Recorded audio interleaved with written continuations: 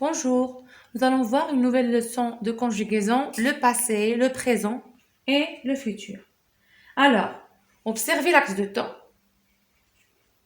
Donc, le temps est divisé en trois époques.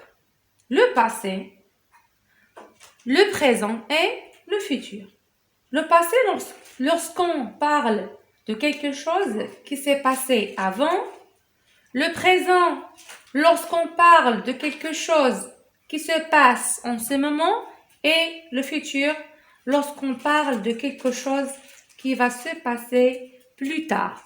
Alors, on a des indicateurs de temps. Donc, hier, avant, autrefois, la semaine dernière, il y a longtemps, etc.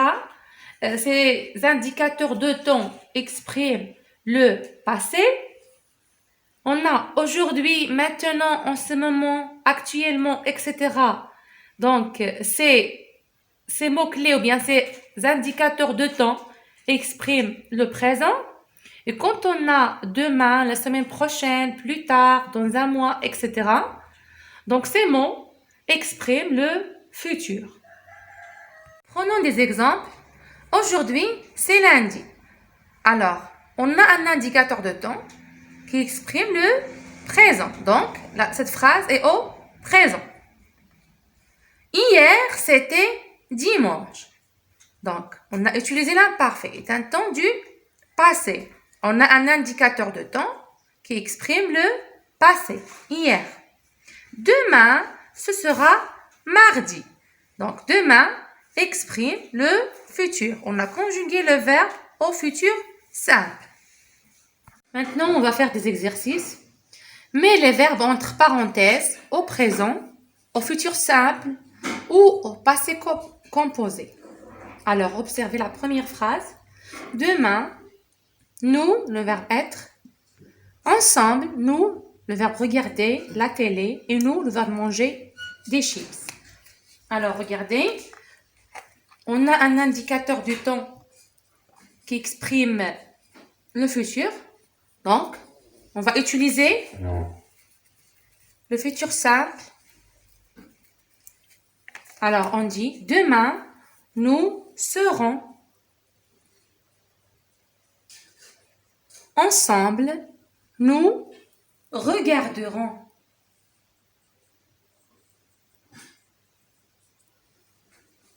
R-O-N-S. La télé et nous mangerons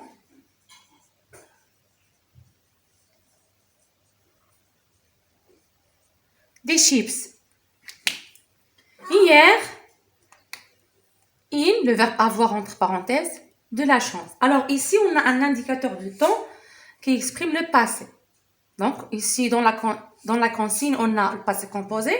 On va utiliser le passé composé. Si on a l'imparfait, on va utiliser l'imparfait. Alors, hier, ils ont eu. Donc, le verbe avoir se conjugue avec l'auxiliaire avoir. De la chance, leur papa a apporté.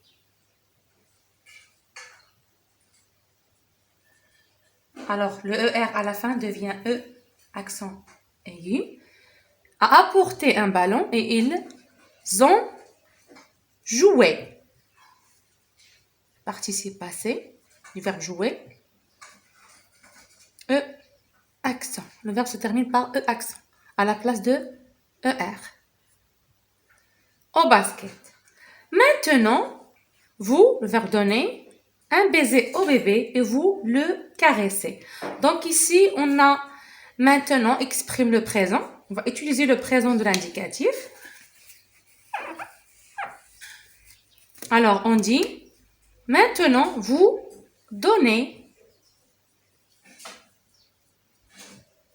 un baiser au bébé et vous le caressez. Pardon.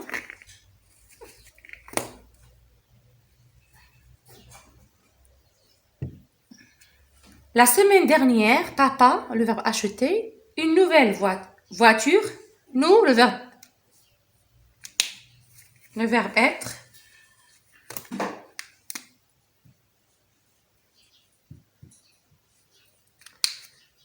content. Alors, on a la semaine dernière, exprime le passé. Donc, papa a acheté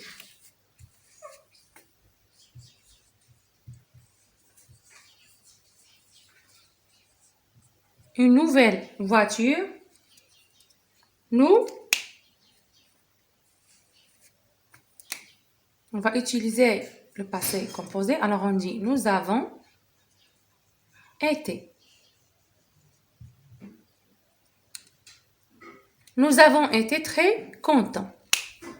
La semaine prochaine, maman, le verbe rentrer à la maison très tôt. Alors, on a un indicateur de temps qui exprime le futur. Donc, on dit maman rentrera. Rentrera. À la maison très tôt et elle nous préparera.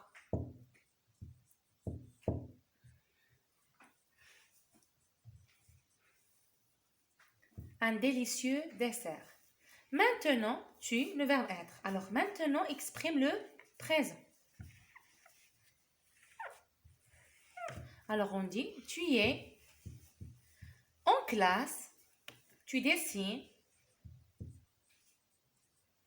C'est un verbe du premier groupe. Alors, se termine par ES à la deuxième personne du singulier.